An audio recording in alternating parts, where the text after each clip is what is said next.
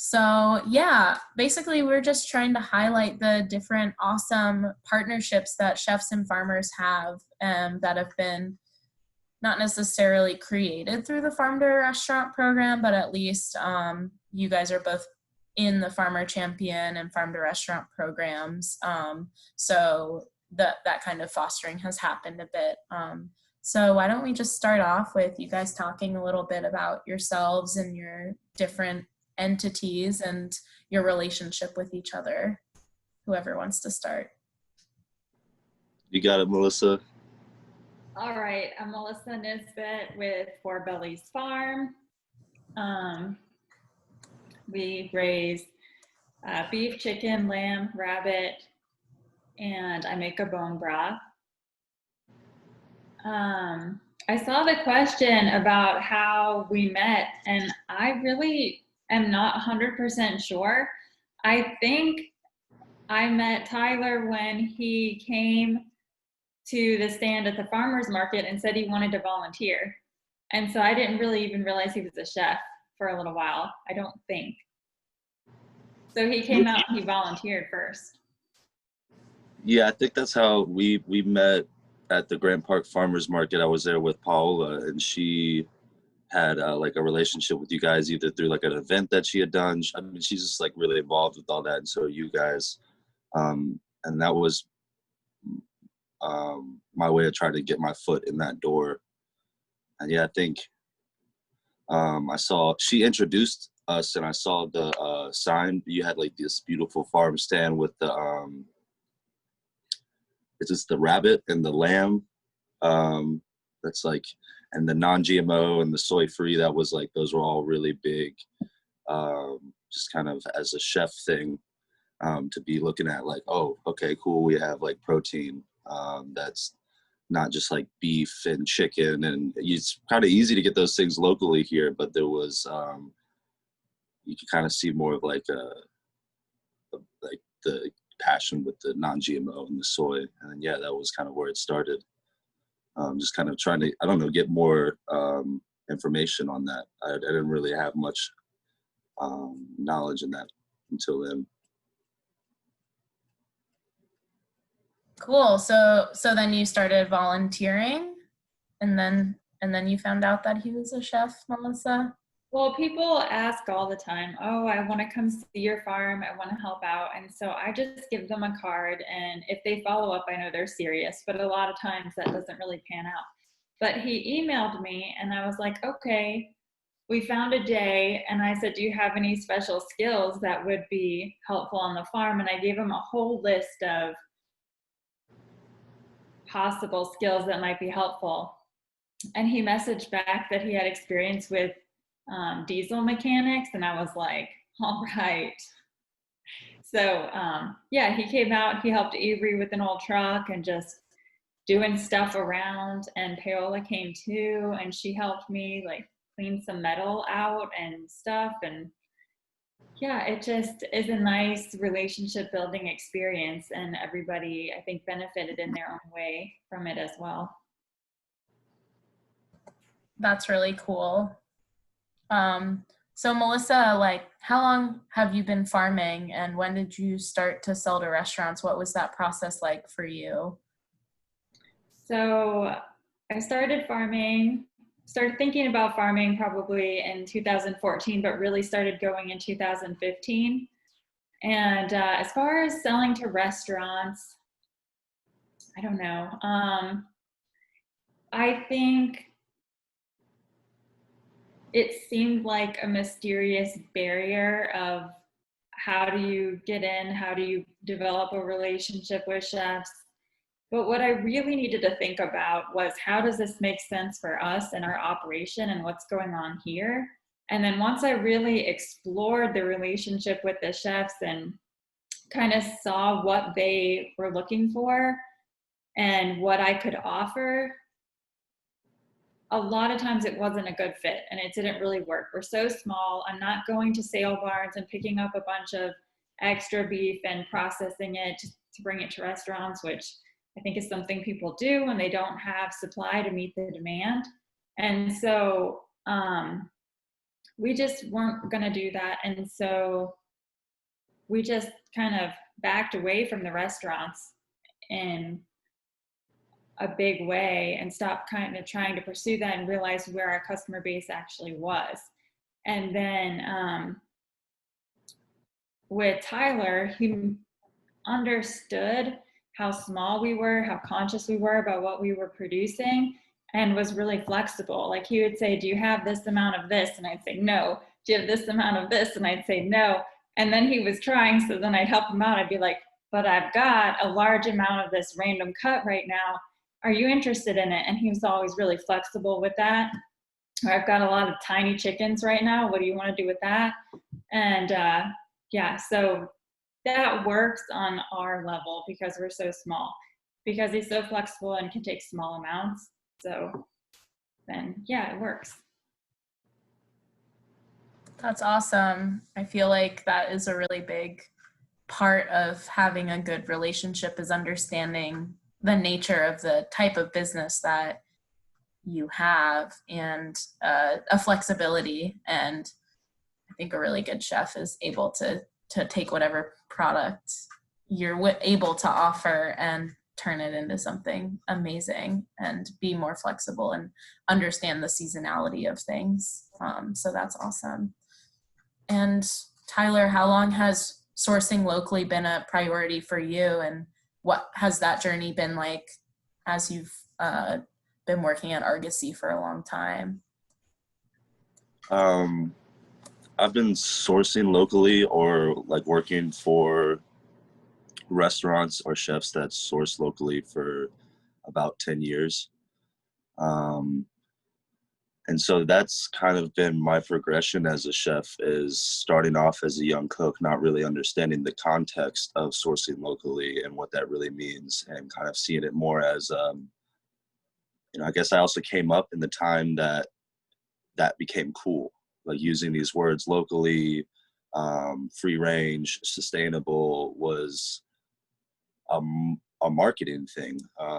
And I think it still very much is, but as a young chef, you don't really get the context of what you're doing. It's just kind of, come get the free range chicken. And even larger companies, if you wanted to talk about like Georgia and its like chicken production, there are a lot of like local,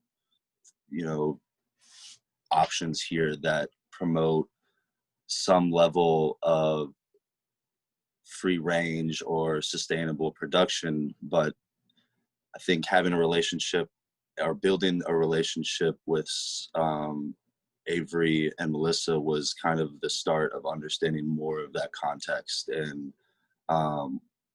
what that really means. And I think that's just kind of been the progression of everything, where like even with produce, like you have to be flexible because of the seasonality, or because a farmer will give you this information that this practice, or at this time, or this breed of chicken, or like seed needs this certain amount of care, or this certain type of land, or it needs to have this weather. Or I'm only two people. Like at Four Bellies, it is just Avery and Melissa. Like you go out to this farm, and it's like they know each cow, and they know each chicken and rabbit, and that really makes it believable when they like are telling you why they have to do things. It's not just because they like we're told this is like the most sustainable way. It's through practice and through experience. And I think the more we kind of all make that quest together, the more information we get.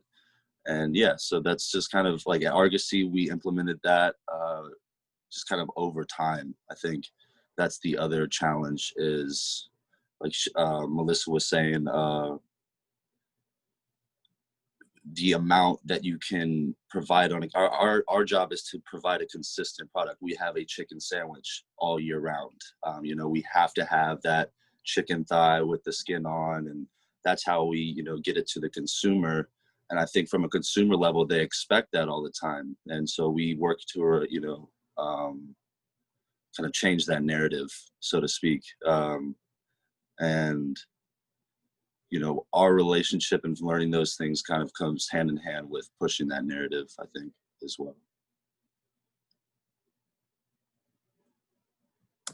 Yeah, totally. I think that the more you understand and like actually talk to farmers, number one, the more you understand like the land in which the weather and the climate of the place that you live in, and also like how that affects what you're able to grow and serve, and also cook and serve. And I know that for me personally, like when I started doing a CSA and being like, oh, just the classic, I can't get tomatoes in January, that kind of thing was like, so when I go to a restaurant, I can't expect tomatoes in January because that's just not an option because the climate doesn't allow for it. And it's like this really cool and special educational relationship that you're building as well, and educating each other and growing together.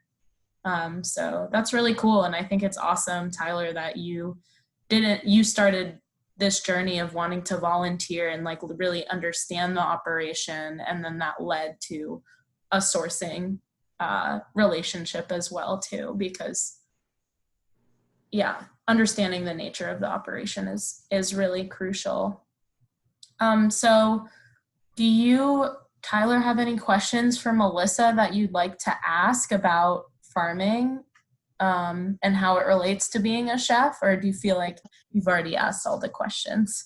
I mean, I was thinking about that. I saw that in the email and I was thinking about that. I mean, I think that was kind of the trade-off for me, is like, I the volunteer part of that was because I knew I was coming to Avery and Melissa for knowledge. I knew that like I was coming to them for this context, and they, you have to, I think when you understand what it takes to kind of get to those little golden nuggets of why we do what we do, they had to put a lot of hard work into kind of getting that knowledge, whether like, I mean, and that's just like, I get that. So it wasn't like, I didn't want to just broach the subject like, hey, give me all this information. You've worked so hard. Like, it's kind of like a mutual, whatever I can do to alleviate this stress or give you a better quality of life or whatever, to kind of also in return understand, and become a better chef, I guess, at the end of the day. Like, they've helped me become a better chef. And, that's, so I've kind of, that was like the journey of our relationship, is getting those questions out there. And now it's almost like asking figuring out what questions we haven't kind of discussed with each other. And, I still like very much enjoy going out there because the more comfortable we get with talking to each other and just like being around each other, the easier those questions come about just through random conversations. We'll be eating lunch after like working in the morning and start talking about things that we're all really passionate about. And, through that may like ask or answer some questions that can be really important to what we do. So like, it's kind of like yes, I have questions, but I don't really know them yet. And kind of, I'm really down to keep digging at that, Yeah, and they'll come up naturally. And yeah. like, that's just part of bonding and human connection, is like learning from each other and sharing together. So yeah, that's cool. Do you feel like you have any questions for Tyler currently, Melissa, or do you feel the same way? I mean, I kind of feel the same way, but one thing I thought about when I saw your question was it seems like you have a lot more freedom than other chefs and restaurants. And I'm wondering, is that really true? Or are you just putting a lot of extra effort into making this work? I think it's yes to both of those. It's actually pretty, once you learn how to source locally and in a way that's not stressful, I think that's kind of the key, is that right now, and that's kind of like, I haven't been as high volume recently, but haven't been able to order as much or more per se from you. But that comes down to like it just being 3 people, and to source usually from smaller farmers requires a bit of dedication on my like off time, you know, which I think a lot of chefs and just a lot of people that kind of use this as just a career platform or a way to make money aren't really willing to put in that extra effort. It's easier to go through Royal or Sydney or Inland when they literally will walk to your front door and hand you a business card and trying to get you signed up and buying their food immediately. And they are also aware of what we're looking for. Like they're going to come in there and they're going to say, we have you know, this non-GMO product, this, you know, blah, blah, blah product. And so that is really where I remember around the same time we started building our relationships, I had been talking to a lot of our larger purveyors and really digging and asking the question, what is the difference? Like for me, it's easier to just get it from Inland. But there was something that just kind of told me there is a difference. There has to be, like, I want to find it. And when you really like talking to you and Avery is really like about like even on a legislative level or like you know, like the politics behind, you know, processing the chicken and the beef and how that can be affected. It really makes you want to support smaller farmers, but that becomes a challenge when you don't know how to do that in a stress, like in a way that's not stressful. Like if I have to kind of like each day of the week pick one day that I text all of my farmers, and that's usually actually just produce, because to source locally, truly, you're getting down to grains, fresh produce, even your oils and fats that you're using, the vinegars that you're using. That like we don't, you know, we're a subtropical climate, I believe, so like we don't get any of the citrus. So it just kind of gets a little bit difficult and overwhelming, I think, in terms of how to source. And you know, I think thankfully, like working for Terry Koval at Wrecking Bar way back, you know, just kind of helped me have some skill sets that made that easier for me, and not as stressful. It's actually, I enjoy it, like going to the markets on Saturday and Sunday, even though that's like my time off, is very much a part. Like I enjoy that. I'm not like feeling like I'm at work. I like kind of going around and I mean, it feels very communal. We're all like like I feel like, you know, you're producing and working hard to bring this product to life, and I'm here trying to showcase it and get consumers to understand how beneficial it is to source locally and with things that are ethically raised and sustainably produced. Yeah, I think that it's so awesome because again, it's like really about public education and awareness and storytelling through the products. And like Tyler, you're kind of able to be that storyteller of Melissa's products, even though Melissa's kind of like writing this and Avery are kind of like writing the story in a way. And it's just, it's frustrating that it's so difficult to get local products. And I think that speaks to a lot of different things about our political system and, you know, just the struggles that small producers face right now, and have faced for a while at this point. But it's so important that you're able to tell that story. And like Snapfinger Farm, you know, since they've been selling your products, Raul was telling me that, you know, so at one point you guys have sold out of beef, and just like why you are sold out of beef has to do with the processors and has to do with so many more complicated things than you just not having enough product. And I think consumers just don't really know that struggle, and this idea of the shelves being stocked all the time takes a toll throughout the supply chain. And by working with a smaller scale, you don't have the shelf stocked all the time, but like that toll is smaller because there's a more direct relationship. And yeah, I think that like consumer education piece of it is so crucial here. So yeah, thank you guys for working to do that hard work of storytelling. It's so important. Can I add a couple things Yeah, to what you're saying? please. Yes. So I would say at the farmer's market, I'm standing there and people will ask me, they'll see that I have ground lamb or something available and they'll say, oh, did I get here too late to miss the chops? Like I have lamb chops every day and just run out like a grocery store. And I say, no, we process lamb again in November. We'll have all the cuts again available in mid-November. And it's just, you can see them thinking like, oh, my meat comes from an animal and you're raising the meat. Like the whole thing comes together a little bit. They just don't always think about the whole picture of where it all comes from. Yeah, I mean, even from like a culinary perspective, all of our preserving techniques and some of our like traditional meals kind of are based around historical practices where meat wasn't available all the time, like hams, and it is really amazing to see how some of that, like, well, one, for me, like knowing how I was educated and then also coming to these like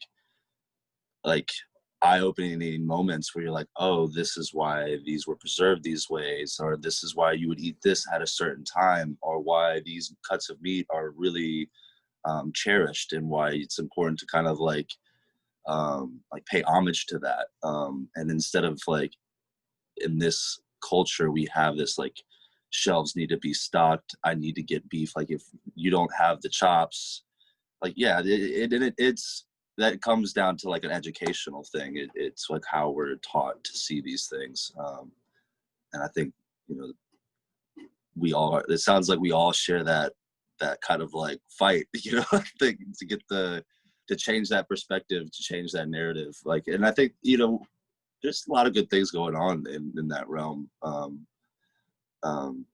Like, I feel very much just like really grateful to be a part of this community, like something that I kind of always saw as a young cook as like the like a pinnacle of my achievements would be able to be like like to be a part of this, like have a conversation, be asked to do this is really awesome. Like because just like to feels like I have some sort of effect on the community, and that's kind of like the end goal. I'm not like a brain surgeon, I'm not saving lives every day, and it's like, how can we make an impact on our community? And yeah. Well, yeah, we need you're a surgeon of food. Sorry, I was gonna say, if there's any other young chefs trying to figure out how to break in, I think that the turning point for me to realize that my dealings with you would be different than the other chefs I had reached out to was you had bought some rabbit and come back for more. And I think I was out and you were like, okay, when you have excess again, reach out, let me know. And I did, and you bought those. And I knew that I had an outlet for when I had excess that was flexible enough to be able to accommodate, my timing of processing the animals and when they were ready, and when we had excess to sell at a wholesale price. And so I appreciate that so much, and I feel like I don't get that with many other chefs. So that's something really unique that was really appealing to want to work specifically with you. Yeah, that's really cool. I guess, yeah, the next point was kind of like the keys to a great farmer and chef relationship, which we've touched on a lot. But if either of you have any more that you'd like to say on that, or advice to farmers or chefs looking to cultivate relationships, that would be great if you could speak on that a little more, if you have anything else to say. I'll add to what Melissa said. Is I think as a chef, it's we take on the duty of kind of technique and understanding processing the food, and the more that like we just educate ourselves on that, whether, you know, there's no specifics to that. You could want to be, you know, you could want to cure the meat, or like you could have different, you know, passions in how you process it. But I think just kind of doing the community a service by educating yourself on those makes it way easier for you to be flexible when there is not rabbit available, or when there like you have to be like, to me that's the easy part, is like these farmers provide me like the paint for the canvas, whereas like a painter has to like from scratch a lot of the time kind of create these paints, create a theme, that those paints kind of have a similar hue or temperature, where I don't have to do that. I like each season and each time I like call out and or I'm asking what's available, um, you know, yeah, sometimes I had that dish in mind, but you know, just kind of save that, put that in the back burner. When the rabbit comes back around again, you can use that, and it'll be an exciting. It's like something to look forward to. It's not like the rabbits are all gone and they're not coming back. And I think just like being flexible is like really important. It's kind of like a really end point is for us to, you know, not be afraid to be flexible, to, you know, educate ourselves on these techniques. And it would help, I think, on the front end of things with the farmers.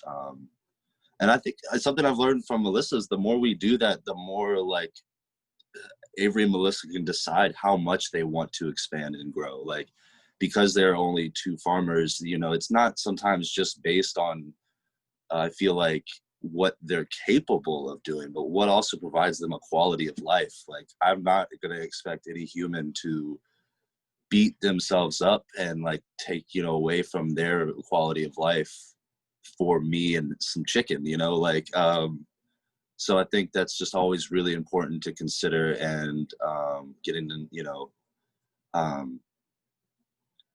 that's more important than having chicken on the shelf or like beef on the shelf, you know, is like their quality of life. Um, and also they're providing like something Chris over at Elm Street Gardens said to me that I think is really interesting, is that anytime you grow food or produce food, like, you know, whether it is a vegetable or you're raising cattle, you are affecting the community, and not just like the people, but also the environment and the ecosystem. Like if you put flowers out in your garden, you're bringing pollinators there, which are, you know, promoting a healthy ecosystem. And we all need to be thankful for farmers for doing that, especially like Avery and Melissa, who keep in mind about soil management.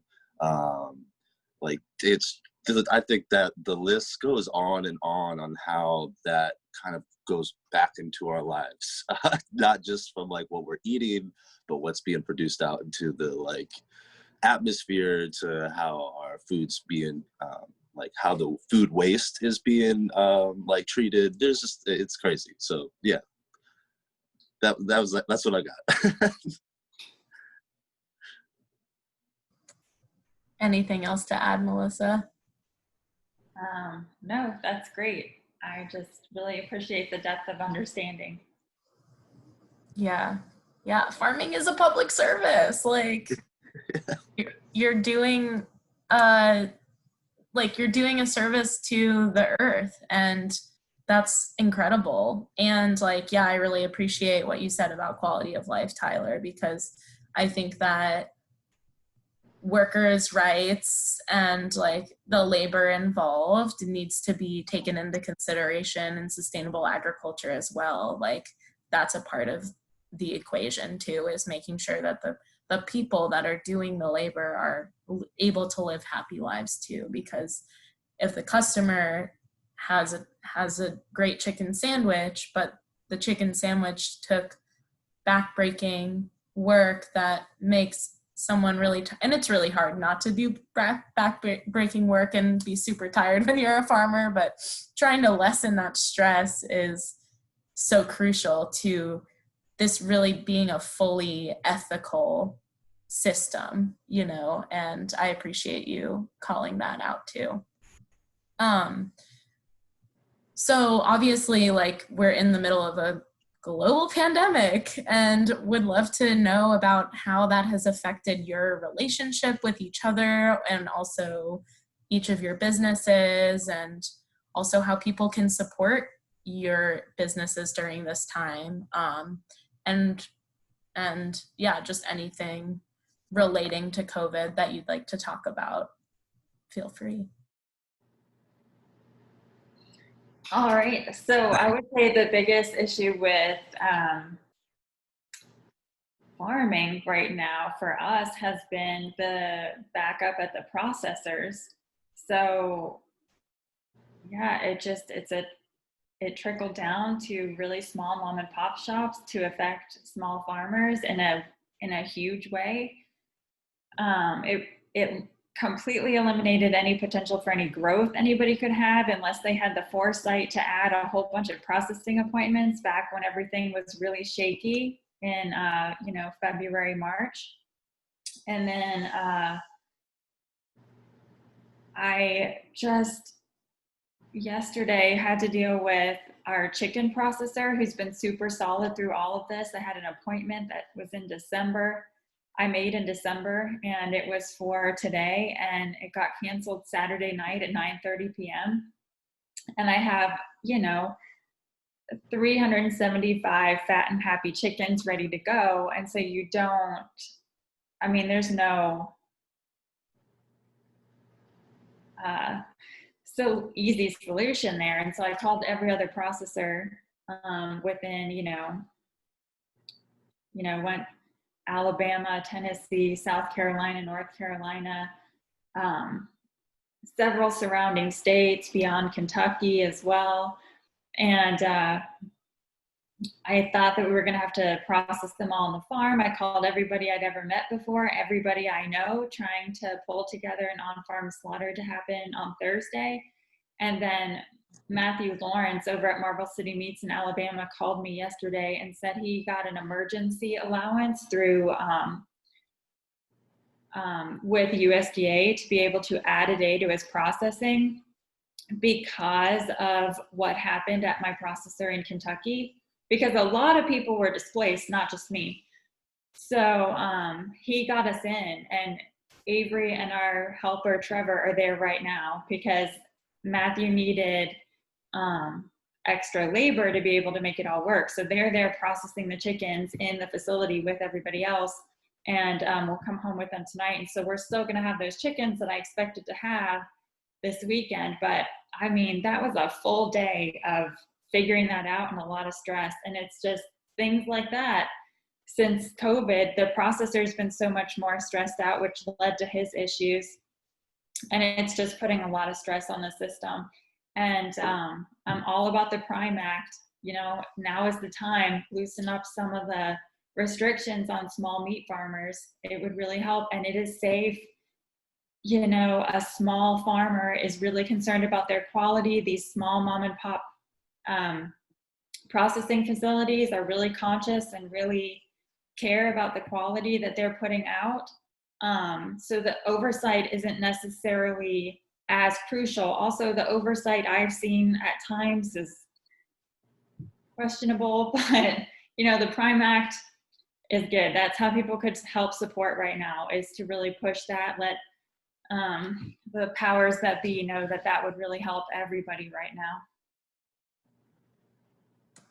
I really appreciate that direct call to action. Thank you. And we will definitely be sure to highlight that. And I'm so sorry that you had to deal with that this week. I know last week we talked and we were so excited, and I'm really glad that you were able to get it figured out, but also the fact that it had to be an emergency relief effort just for producers to get their stuff processed so they could sell.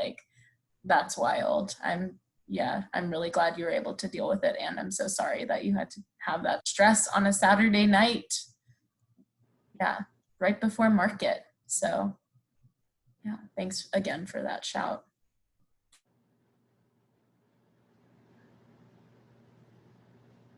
I don't know if you had anything you wanted to say, Tyler.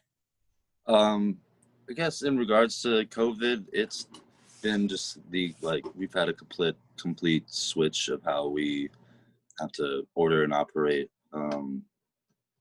So it used to be kind of like a question of like, can we get enough of this product? And, you know, like we were saying before, like, how is this going to affect the farmer and kind of just like their operations? And now it's, can we still source from these farmers? Especially just the way we operate is mostly we're a bar. And so we did a lot of work to be able to showcase these local products over, you know, time, just kind of developing the menu in a way that wasn't unapproachable. And with the pandemic, it's kind of been just trying to figure out, like, you want to dial it back almost down to just your like what we do, and we do really well, just to make sure that we're turning a profit, able to pay employees and keep people employed. But, you know, then you have the sad reality of still what goes on in our food system. That is, like, you know, exactly what Melissa was dealing with. And I don't, you know, it is like I said, I see very much our responsibility to kind of somehow either support the farmers that are fighting for those efforts, bringing awareness to them, you know, like through organizations like Georgia Organics or just like social media. And so it's like just trying not to give up and like making sure that we're still putting out you know, these dishes that support local farmers. And it's just kind of been ebbing and flowing. We'll like go into like opening up a little bit more, and we'll have more employees, and it'll make my job a little bit easier, and able to source a little bit easier and kind of push a little bit harder for those things. And then we'll have to cut back down, and I'm back to working pizza and closing the kitchen down with the boys, which is fine. Like, I actually don't mind slinging pies and working the line, but kind of going back to what we were saying, what makes it challenging for chefs is the amount of time that goes into sourcing. So when I am working the line and I'm kind of just like huffing it in the kitchen, that becomes more of a challenge. And so, yeah, I mean, that's really where the effects have been. And it's just, I don't know, for the in terms of the COVID, it's just kind of like, I just feel like keep your head down and keep pushing, because there's just really no telling with this and how long it's gonna be going on for. And we do definitely need to be considering like our food systems and how sustainable they are.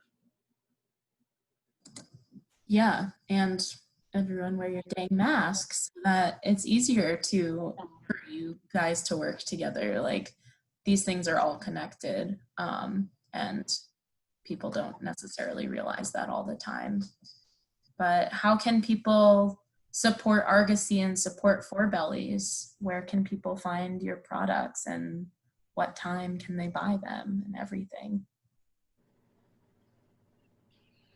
Well, you can find me every Saturday at the Cotton Mill Farmers Market from 8 to 11, and then every Sunday in Atlanta at Grant Park from 9 to 1.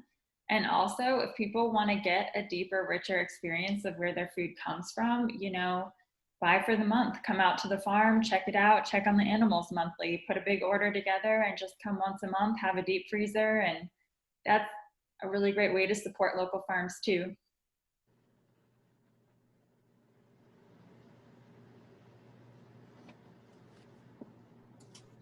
Tyler? Argosy, you know, just coming by safely as possible. You know, the being considerate of that will actually just keep us open longer. You know, coming in with the mask and, you know, trying to avoid large crowds. Also, just being really, really polite to the people that are serving you. And I think what we get is a lot of, like, we let you know that we're not doing table service, and there's just like, that's kind of like before you get there. and just kind of like just paying respects to the people that are the essential workers that are like kind of there doing that. Yeah, I mean, and supporting us inevitably, like we were talking about, we're the showcase to these smaller farmers. You know, the more you support us, I feel like the more you can almost educate yourself on. Like you can have a dish like, you know, the rabbit pot pie or the roasted chicken, and kind of get a perspective on how to prepare these meals yourself. And that kind of makes, I guess, a home cook less nervous to shop locally. And also brings awareness. Like we've just now put our farms on the menu, so at least kind of bring somebody steering towards that way. Like I know a lot of times it's like, where did they get this cool stuff, and bringing awareness to that. So yeah, come by Argosy and see all the cool farms that we buy, and you know, maybe you'll find yourself at the Grant Park Farmers Market. Volunteering for Melissa also. Totally. Yeah, that's a great way to think about it. And do takeout. Yeah. Just go eat it at your house on your little patio or whatever you got, and that's the solution. Uber Eats is a thing. It exists. So it's like Grubhub and DoorDash and all that. And walking over or yeah, over yourself, calling. Yeah, for sure. Well, I really appreciate you guys taking the time to talk about your relationship and your philosophies on food, and it, you know, eating and cooking and growing, they're all political acts, and hopefully by all of us trying to promote the local food world, we're able to contribute to Georgia's local economy and political economy, and also environment. So I applaud you both on the work that you do every day. And if Georgia Organics can ever help more, like, you both have my numbers, so please feel free to call at any point. And thanks for taking time out of your busy schedules to talk. I can't wait for people to hear this and, you know, just see what they have to say. Hopefully they can learn something more about their food systems. So thanks for doing that work. Thank you. Yeah. Thank you. And